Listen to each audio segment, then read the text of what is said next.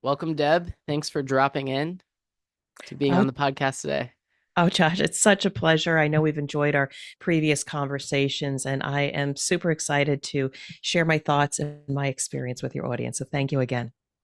Yeah, of course. I know we chatted before and you wanted to make sure that we are going to have a good conversation. I'm excited to chat with you because you are trademarked the drop-in CEO, and I know nothing about a drop-in CEO. So I'm interested to learn about how you've created like a whole new industry, like being a drop-in CEO to help companies or people that want to be leaders evolve and make sure they don't get stuck on level 3 when they're trying to get to level 10, and to teach them to stop trying and start doing so that they can go from level 3 to level 10 depending on what they want out of their life. So how did you stumble upon this brand? Like, what was the genesis of the drop-in CEO? So thank you for that. And actually, I kind of giggle because it's one of those things I stumbled upon it myself. It was, way back once I left my corporate world and started the entrepreneurial journey. And again, that was very scary and had to reinvent myself. And along the way, I was on social media and wanted to interview people. I said, okay, I've got something to say. And so it was the 10-Minute Mindset podcast by Mario Pareca, and during that process, he said, tell me a little bit about what you do. Again, typical question. And so my 30-second I hate that elevator question. pitch. What's that? I hate that question. I know. So you got to figure out what is your 3 second, your 10 second, your 30-second elevator pitch. But it really was, well, I'm kind of like the drop in CEO. I drop into businesses and I partner with a C suite leader to assess the landscape. We solve the business issue. And along the way, we also elevate their leadership team for lasting impact because you can, as the consultant, make the changes. But unless you elevate the people and give them no skills, they're not going to be able to sustain it. And then they're going to blame it on the consultant. And so after that interview was done, he said, where did you come up with the drop in CEO? I said, I don't know. It just kind of came out of my mouth. But then upon reflection, I was projecting a persona of a person that dropped into a startup company that I was the director of quality and partnered with the VP of ops. And we were in trouble. We were having problems with our systems. And I remember him distinctly. He rolled up his sleeves and he sat side by side with us. We solved the specific challenges that we were having, and he was coaching and mentoring us along the way. And when his work was done and the company was ready to go to IPO or the next level, they pulled him out and dropped in a new CEO and CEO leadership. It was that the way he made me feel was what I was projecting in my own business. And so he basically said, Deb, the drop in CEO is brilliant. And it took me a while to own it because, from a mindset perspective, I said, I've never been a CEO of a company. But the principle was to have the mindset of a leader and partner with that C suite leader, the CEO. I become an extension of them and solve whatever business issue they are happening to have. So 6 months later, I said, okay, I got to own this thing and create something that's different. I created the trademark for the Drop In CEO. I've got the Drop In CEO podcast, and everything else flies off of that. But what's even more important is about that differentiation.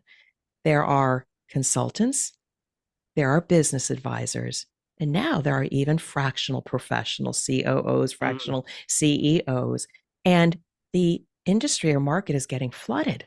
And so, how, as I, a newcomer, I'm going to be able to speak loudly and say, I'm different? I'm different. And so, I have found that by presenting myself and standing out just a little bit different, I don't just solve a business problem, but I also help leave a lasting impact for that leader. That's the drop in CEO brand.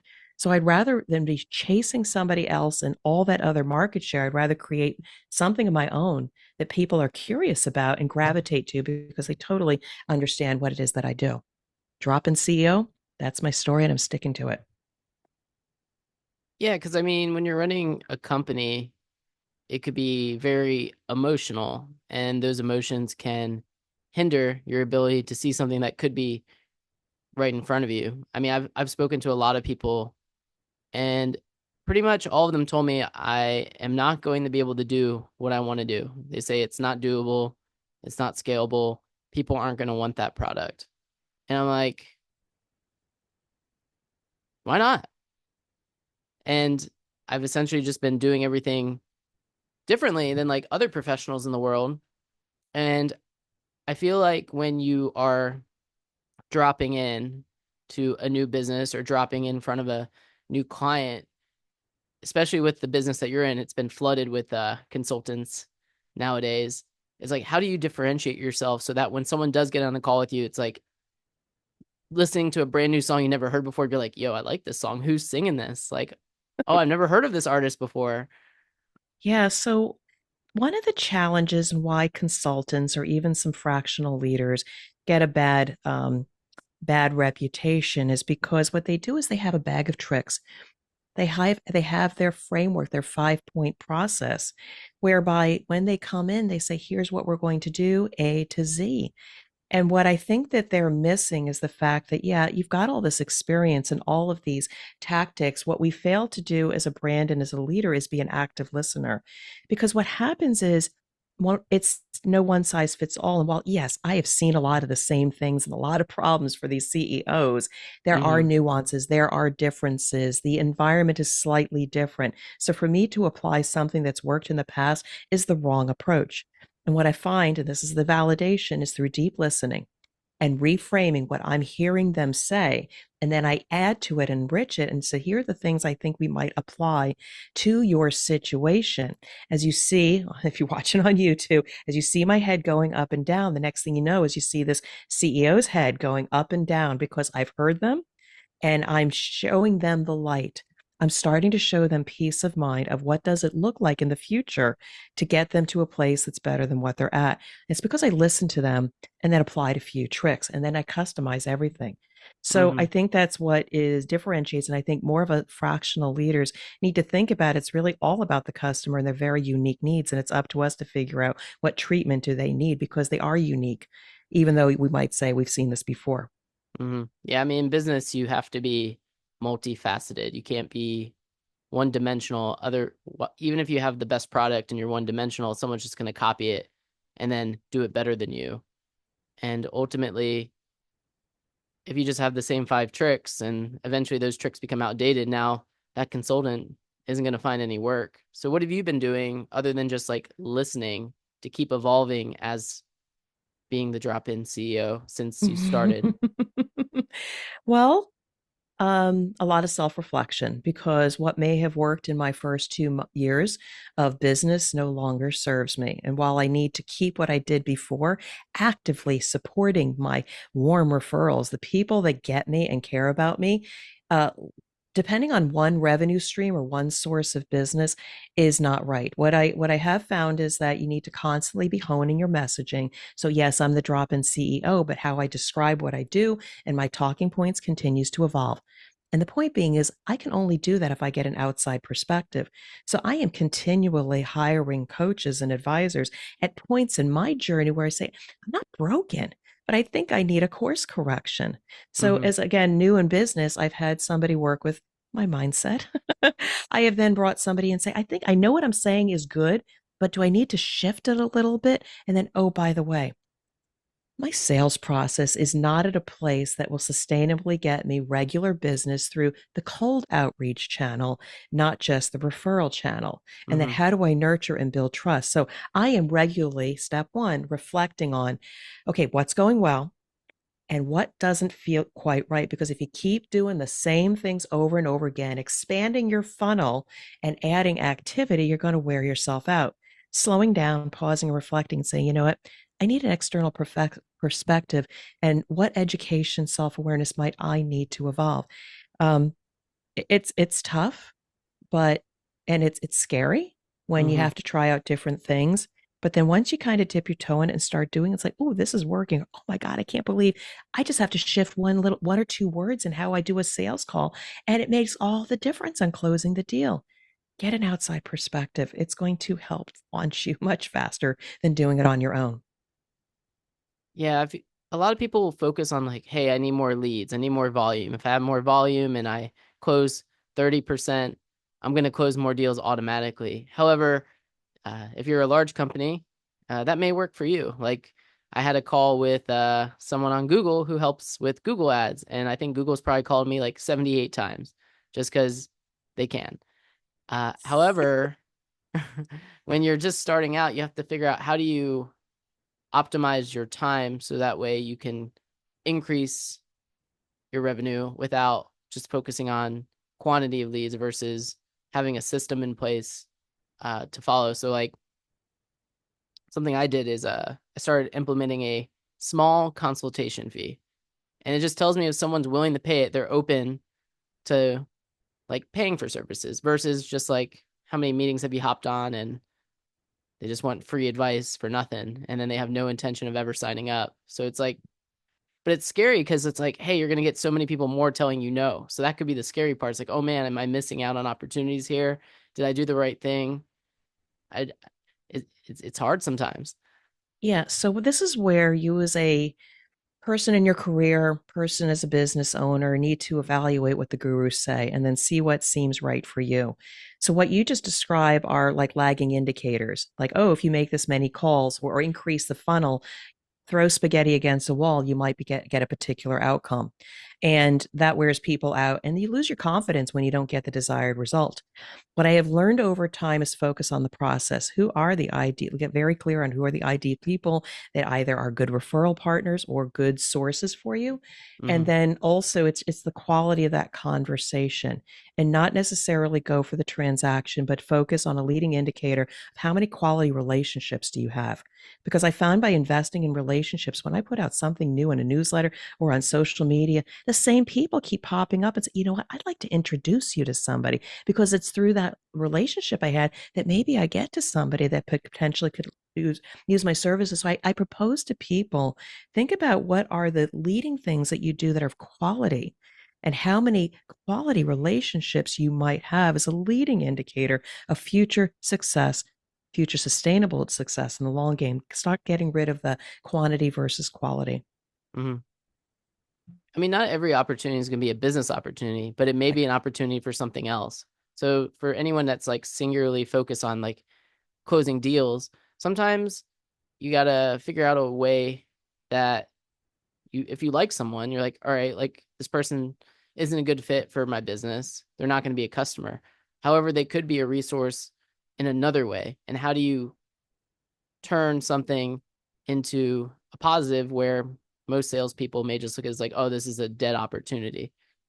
Yeah, so it's a little bit of faith, trusting the process and trusting yourself. Now, I'm trying to increase my presence, my speaking, my podcast appearances, really getting more in the media so that I can increase my reach, so I can educate and potentially serve more.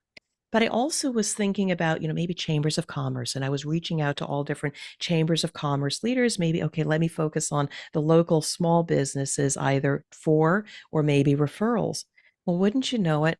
I listened deeply. I really cared about what this chamber leader offered, but I realized over time, oh, they're not the right person for me. I don't think they're going to refer me. But had I just written them off, I wouldn't have learned the fact that this person has owned and directed radio stations and TV stations. And they have all the connections that, had I not taken the time to invest in the relationship, I'm now having hopeful conversations about being positioned as an expert on radio and TV, because we invested in the relationship and thought about the greater opportunity. So again, I want people out there, don't be so short-sighted on what can I get out of this and how many referrals can I get from this person. Just start from a place of humanity. Say, oh my God, they're cool. Hey, those are cool pictures. Or where did you get that thing on your shelf in the back? It will take you a lot longer or a lot farther.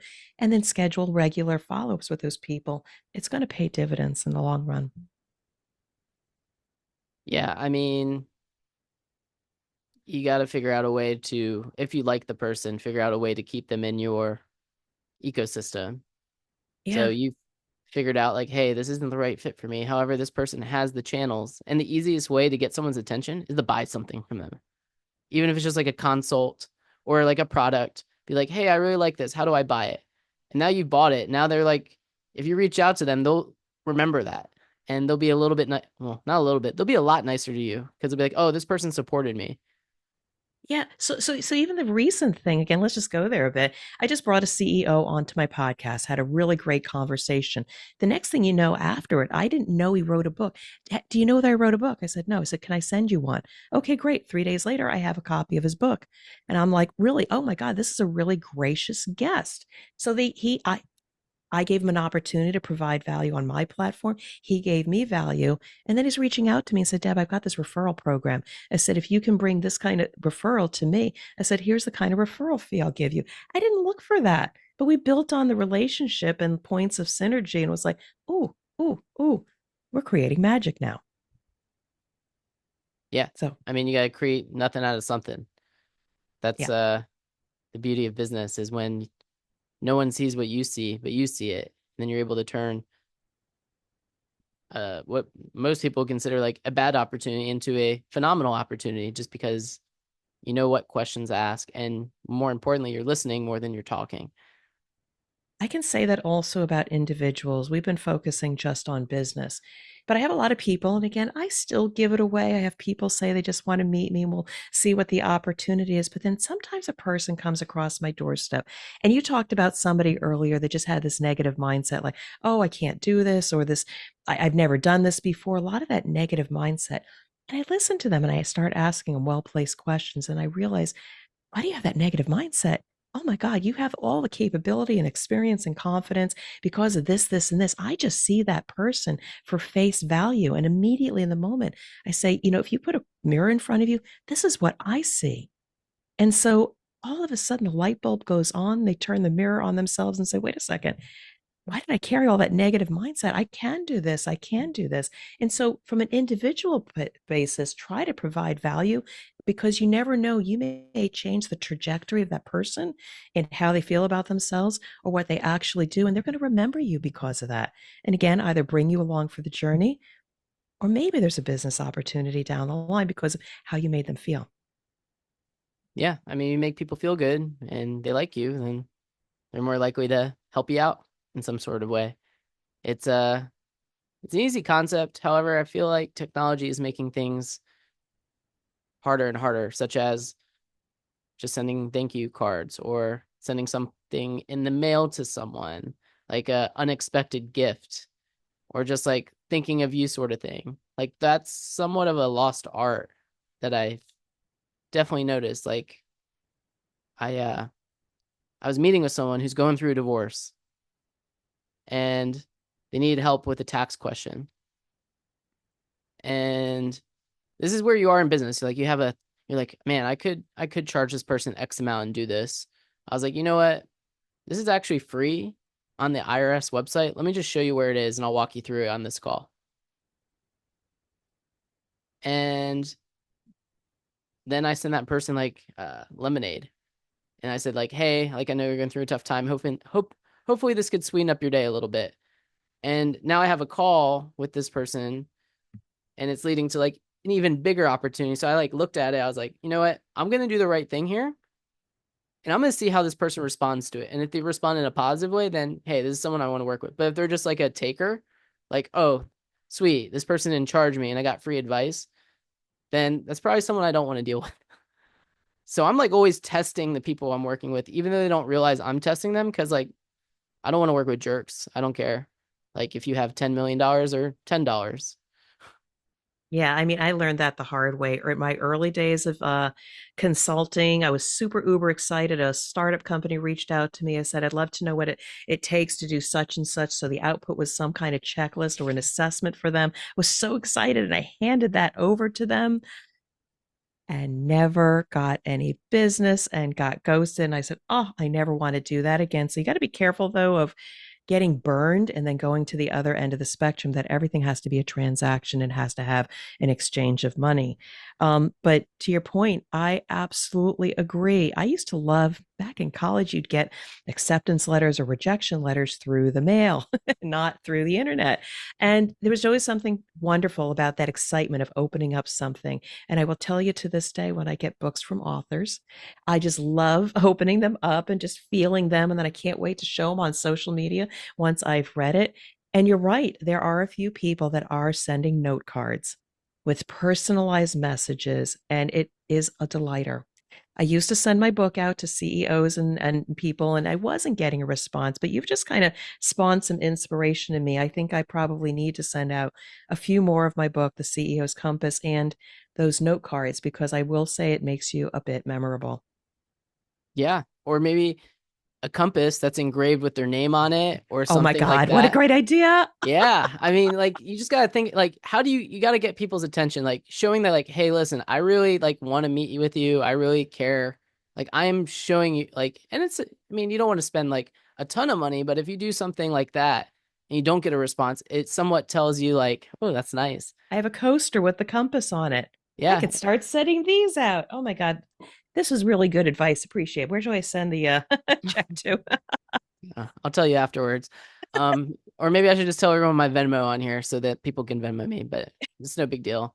So like talk about the compass. Like, is it like I mean, it's a metaphorical compass. Like you got north, east, south, and west. Like what are the north, east, south, and west that you suggest every CEO needs to master?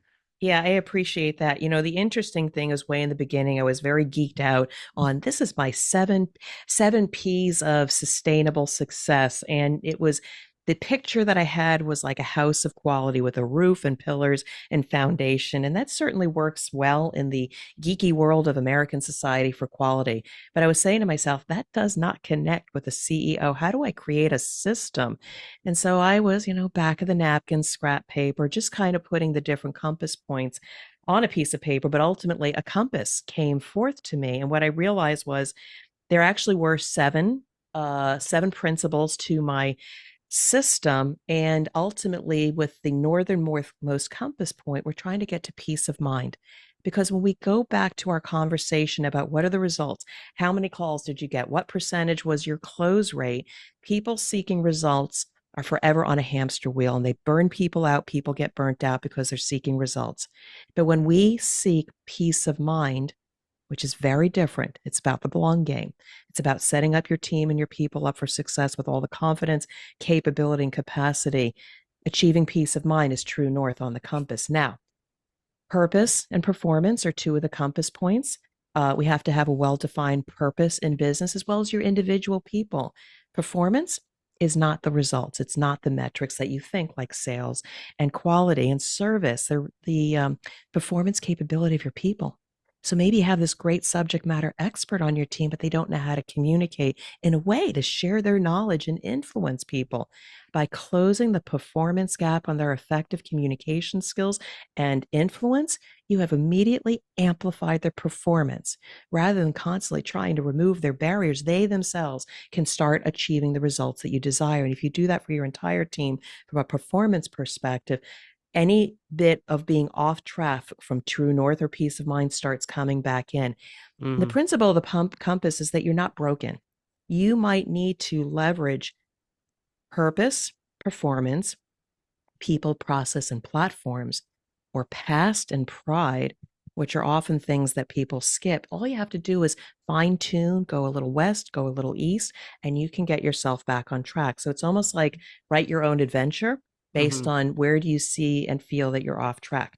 So that's the principle of the compass. And a lot of people really believe in that. And that's actually how I go into organizations to evaluate their strengths and where do they need to make small course corrections. Yeah, I notice a lot of people who are really into sales get really into the numbers. And I went to school for math and I was like meeting with someone who's a sales expert and they're like, "What are your numbers?" I was like, "I don't write them down." They're like, "Well, it's important that you write it down." And well, I explained, I was like, "Listen, I have a system. And if I know if I do the system each and every day, I'm going to get the results that I want without looking at the numbers." And they were just kind of like, "Well, let's look at the numbers and see how you're doing."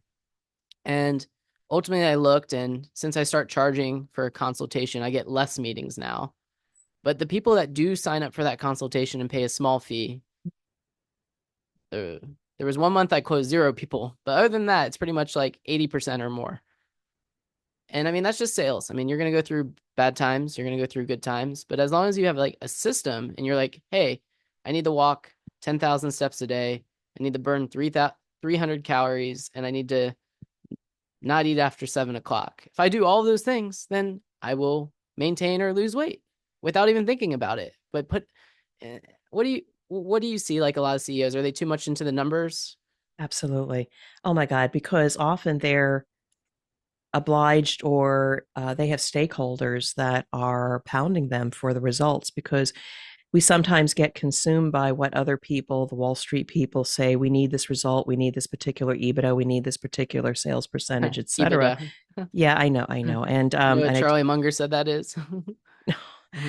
and and so it's these things that we're attuned to. I mean, as we come up in our careers, we are rewarded for results. We are not rewarded for having vision or peace of mind.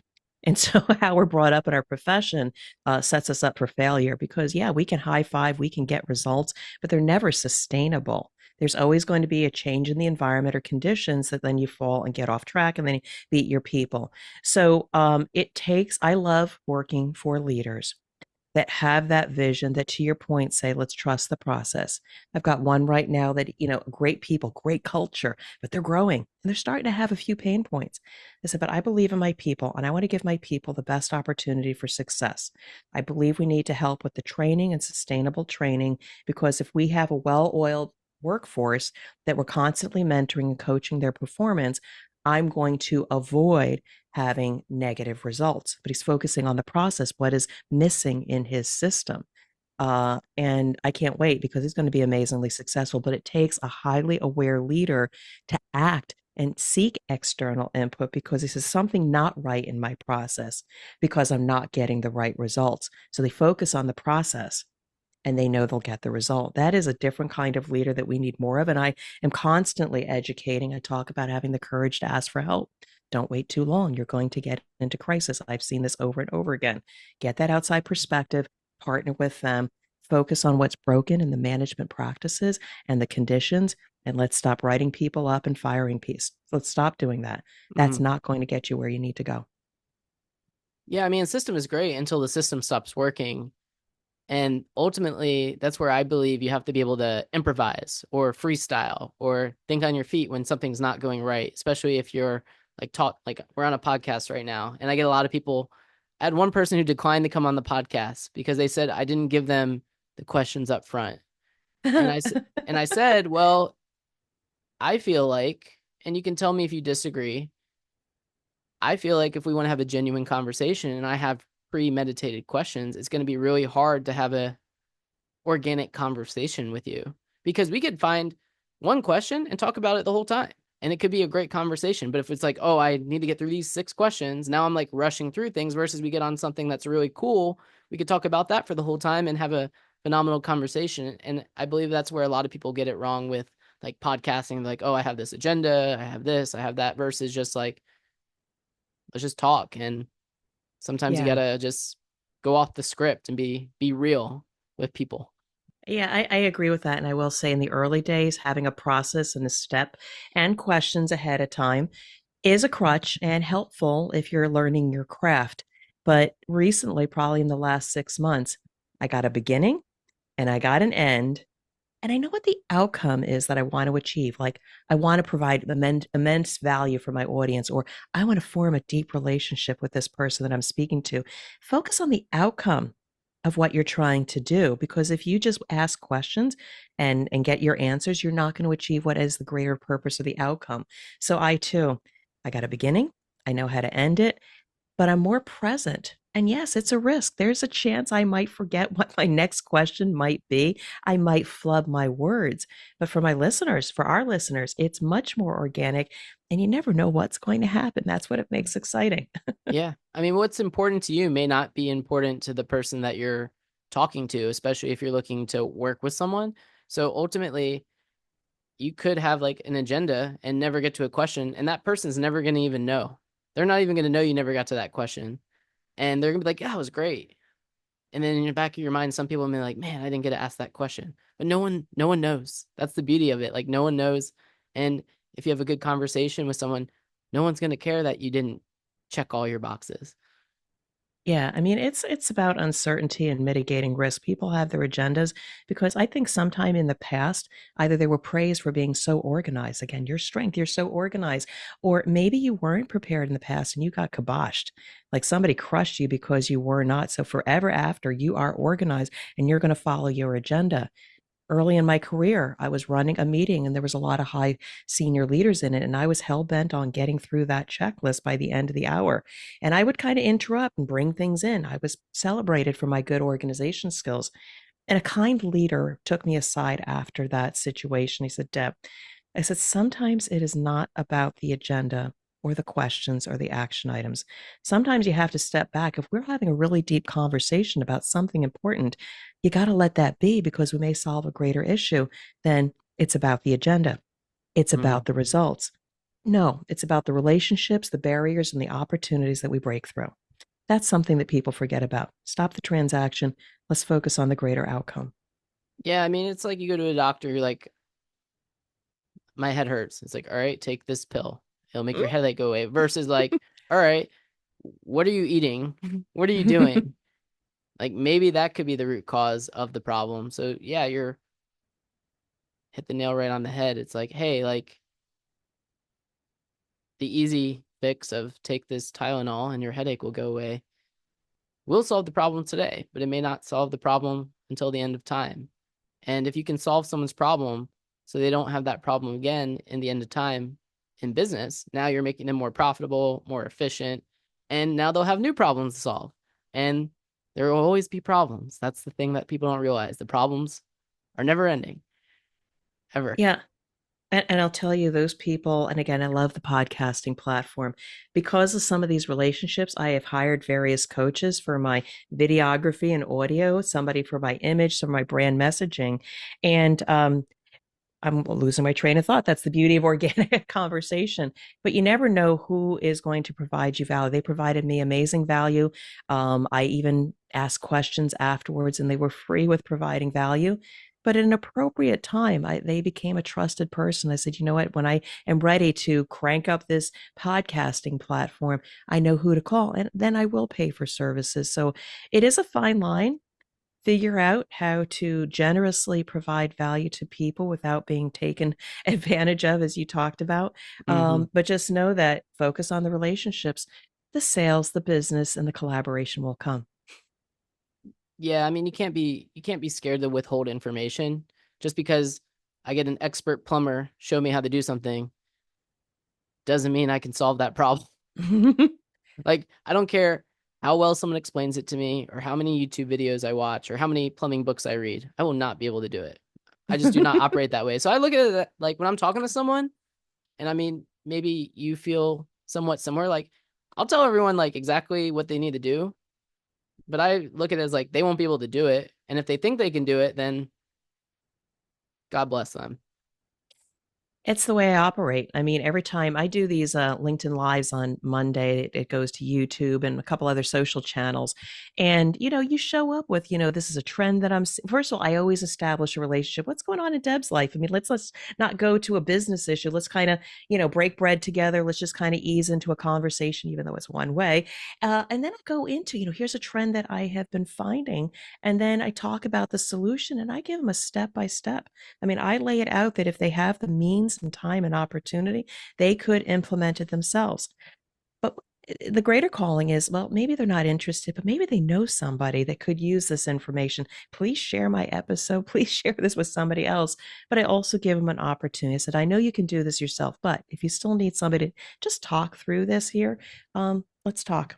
And Mm. again, let's start a relationship. Let's start a conversation. And again, it is a fine line between, like you said earlier, are they just taking advantage of you and getting the free advice versus you got to look at the person, you got to get your radar up and evaluate who is this person. I know you said you just gave away some information versus I run a business. I have to be viable and I only have so much bandwidth and energy to give to Mm. everybody. So it is a fine line. Yeah. Yeah. I mean, you definitely have to know what you're worth and don't bend. Just if someone doesn't want to pay, be like, okay, that's fine.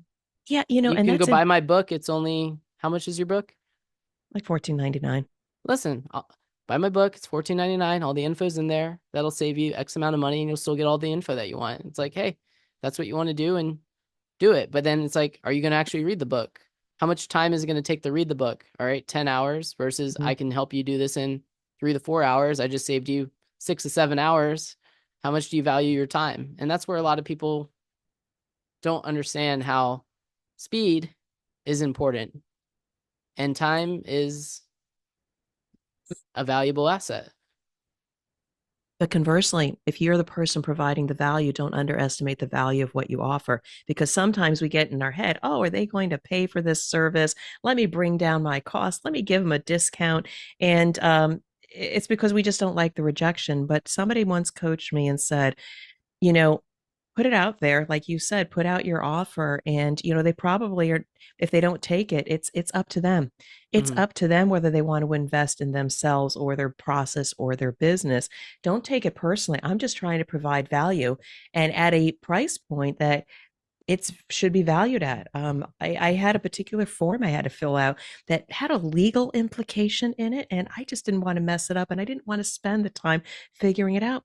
I reached out to the person who said, you need to fill out this form from a compliance perspective. I said, what will it cost for you to help me through this so it's done right and I can sleep at night?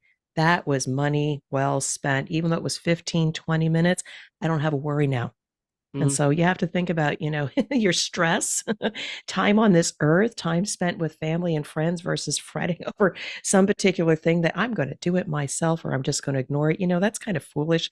And I propose to people rethink your definition of value, whether you invest or when you present value to others. Totally. So, everyone, check out the CEO Compass and Deb's podcast. I'll put all the links in, and we'll see everyone next time. Bye, everyone.